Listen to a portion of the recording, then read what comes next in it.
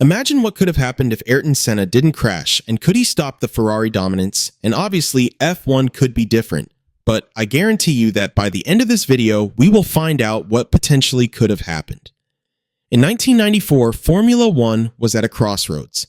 Technology was evolving faster than the rules could keep up. Williams had dominated the previous 2 years with active suspension, traction control, and computer systems that turned cars into guided missiles. But then, everything changed. The FIA banned driver aids, forcing teams to rely again on raw mechanical grip, and drivers to rely on instinct. Senna, now driving for Williams after leaving McLaren, was facing something new. A car he didn't trust. The FW16 was unstable. It twitched under braking, snapped under acceleration, and Senna hated it. "You can't drive this car," he told engineers. Still, he pushed on, because that's who Senna was. Relentless. Now imagine this. That fateful Sunday in Imola plays out differently. The steering column holds firm. Senna finishes the race. Shaken, but alive. The victory goes to Schumacher, but Senna's fight has just begun. What happens next is the greatest comeback story Formula One never saw. If Senna survived, the rest of 1994 would have been war. Michael Schumacher had already won the first 2 races, but Senna's DNF streak would have ended that day. By mid-season, the Brazilian's consistency and sheer skill would start to claw back points. Remember, Senna was a master of development. He could take a bad car and mold it into a champion. Throughout the summer of 1994, Senna and Williams would have improved the FW16 step by step. He'd have been ruthless in feedback, tweaking suspension geometry, pushing for better balance, finding milliseconds everywhere. With Renault power and Senna's feedback, by Spa or Monza, Williams would have been a rocket again. By the final races, Japan and Australia, we'd have a championship showdown. Schumacher versus Senna, experience versus youth, genius versus discipline. It would have been the fight of a generation, and one that could have changed Schumacher's career forever. If Senna had lived, Schumacher wouldn't have run away with the 1990s.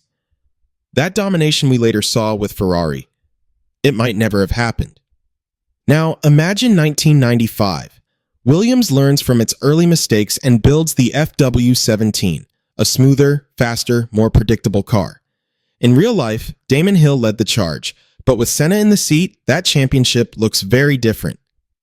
Hill was talented, but Senna was another level. Senna wins the 1995 title, his 4th world championship, silencing critics who said his magic ended with McLaren. By 1996, a new wave of drivers was arriving. Jacques Villeneuve, Mika Hakkinen, a young David Coulthard. But Senna, now 36, is still fast, still sharp. Maybe he doesn't win every race, but his mastery in the rain, his qualifying pace, and his mental warfare keep him in the headlines. He becomes the mentor and rival every young driver measures themselves against. Now think about the next chapter, 1997.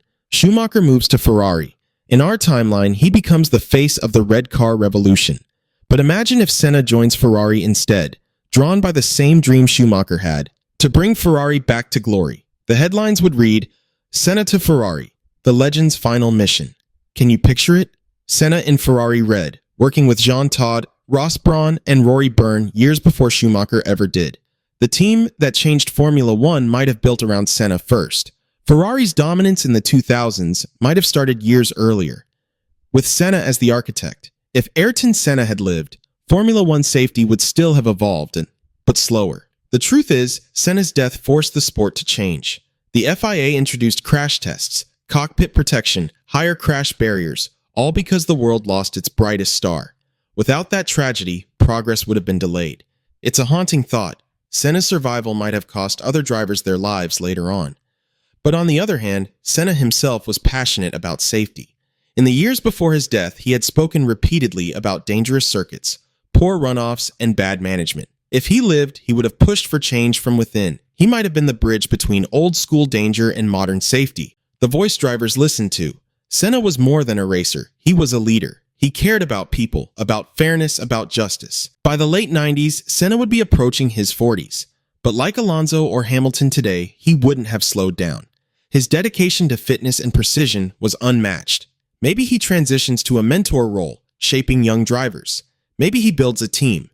Imagine Senna GP, a Brazilian-led Formula One outfit backed by Honda or Petrobras. Outside the track, his foundation grows. He becomes a global ambassador for Brazil. not just as a racer, but as a national symbol of excellence. In real life, Senna's death turned him into a myth, but if he lived, he could have become a living legend.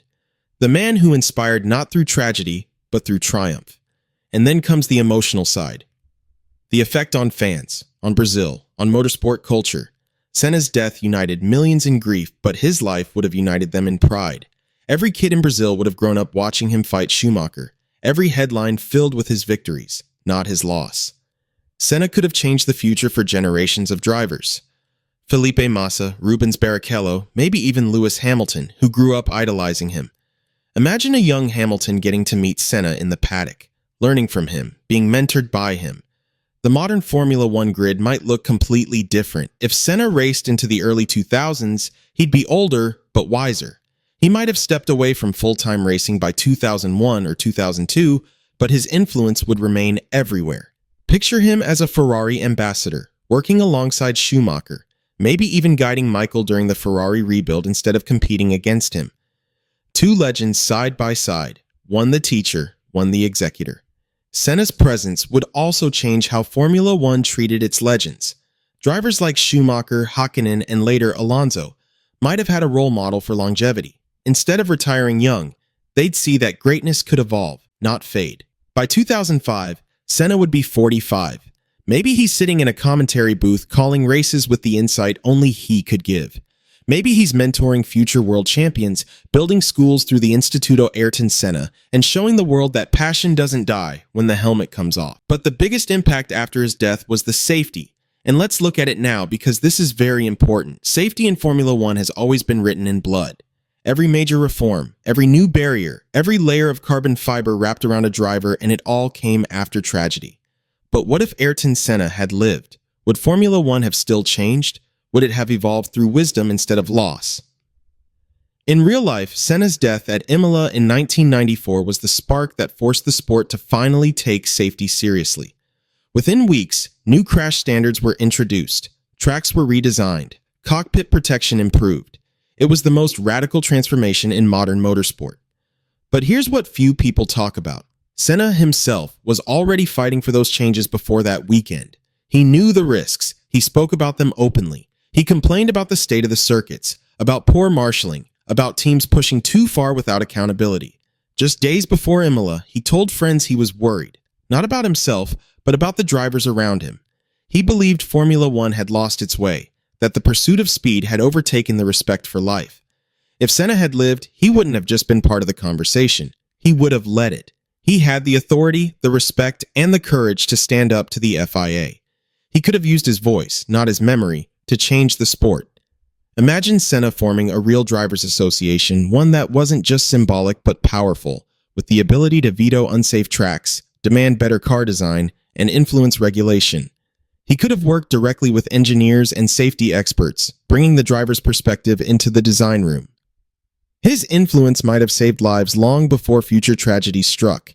And beyond rules and barriers, Senna would have changed the mindset of racing. He would have proven that bravery isn't about risking everything. It's about demanding better for everyone. By the way, if you want to learn about maximizing profit when buying and selling a car, as well as negotiation secrets, you can check my community in the description, and you will get too much information for just the price of 2 cafes.